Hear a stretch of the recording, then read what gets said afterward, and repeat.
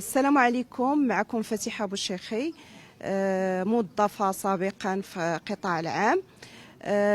بغيت نبارطاجي معكم اليوم القصة ديالي مع سرطان ديال الثدي.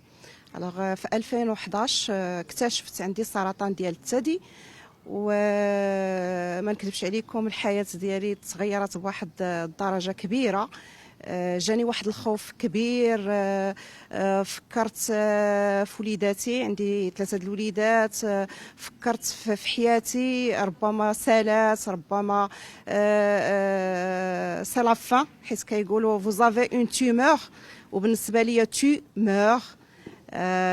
c'est condamné، c'est la mort، c'est مي.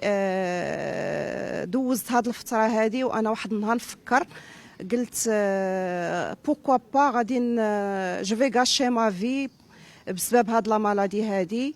انا خديت قرار على انني غنحاول نتعايش معها كجميع الامراض اللي كنعرفوا، خصوصا وانني شفت ناس اللي تبارك الله عليهم يعني تصابوا بهذا المرض وقدروا انهم يتعايشوا معاه. منيت الحمد لله تعرفت على هاد لاكتيفيتي، قدرت انني نخرج من لا زون دو كونفور ديالي، لا زون اللي ربما كانت كلها زون اللي هي بلان دو شوز نيجاتيف. خلاتني تعرفت على ناس. لو مومون اللي مع لا مالادي ديالي كنت جي اغيتي لو طرافاي ديالي بوندون 3 زون. في ديك 3 زون قلبت على البديل اللي غيغير لي حياتي. كما قلت لكم يعني تعرفت على ناس جدد. لاكتيفيتي حسيت بها انها غيرت لي من الشخصيه ديالي. كان عندي ان غران ديفلوبمون او نيفو دو ما بيرسوناليتي. وليت غنقول لكم 90% نسيت لا مالادي ديالي. بديت كندير دي زاكسيون، ولا كانوا عندي دي فواياج، كان عندي لو بارطاج مع افيك دي جون اللي هما بوزيتيف، دي جون اللي هما افونسي في حياتهم، دي جون اللي هاد لاكتيفيتي غيرت ليهم حياتهم. او بو دون اني قدرت انني نغير حياتي بواحد الدرجه اللي هي كبيره. قارنتها بالمده العمل ديالي في القطاع العام اللي هي مده ديال تقريبا اكثر من 28 سنه، وفي ظرف عام قدرت انني نحقق نتائج ممتازه. اولا الصحه ديالي، لان من غير المنتوجات كان لو بارطاج افيك دي جون بوزيتيف، دي جون اللي عندهم لا فيزيون، دي جون اللي كيشوفوا بعيد. داك لو بارطاج ديالهم غير ليا من حياتي.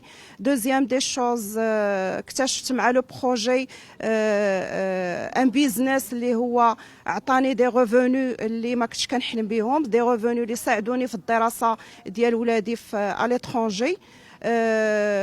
كان عندي لو بروجي اللي عجبني فيه بزاف، انني لقيت راسي خدمت على لو ديفلوبمون بيرسونيل ديالي. فو انني اون فام اللي داز اون فاز اللي هي كريتيك، لقيت راسي كنعاون الناس وحدين اخرين انهم في لا ميم يعني ايطا اللي هما بحالي، انهم حتى هما يغيروا حياتهم.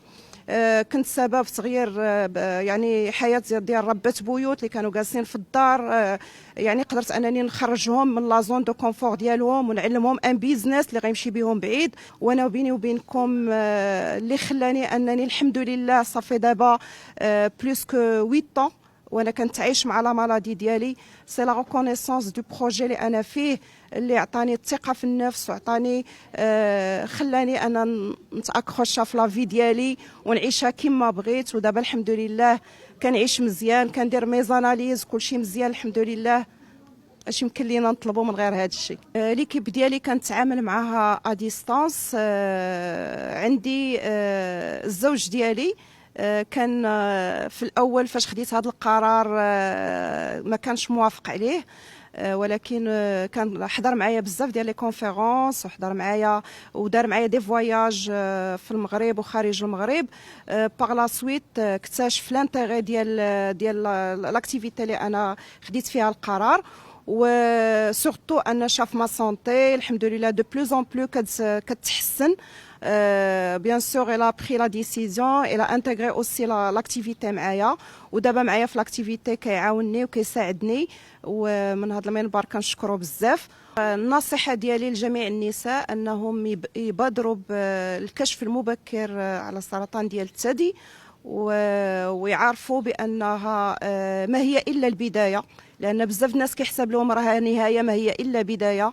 وخذوني كمثال، يعني صافي دابا بريسك 8 ans، يعني 8 سنين من العمر ديالي، عمر جديد، حياه جديده. يعني il n'est jamais trop tard de commencer، لان انا كنقول vous avez كيقولوا هما vous avez une tumeur، mais انا كنقول لهم vous avez une autre vie devant vous à vivre. اذا تشبتوا بالحياه، la vie est belle، اكتوبر اي غوز. وان شاء الله حاولوا تفاداو كاع لي زوند نيجاتيف، واللي عنده شي مشروع، واللي عنده شي عمل، واللي عنده شي مهنه يحاول يسيرها يوميا بطريقه طبيعيه، لانه مرض كجميع الامراض. ما تنساوش تزورونا على الصفحه الرسميه ديال لاله مولاتي وتضغطوا على سبسكرايب باش توصلوا بكل جديد.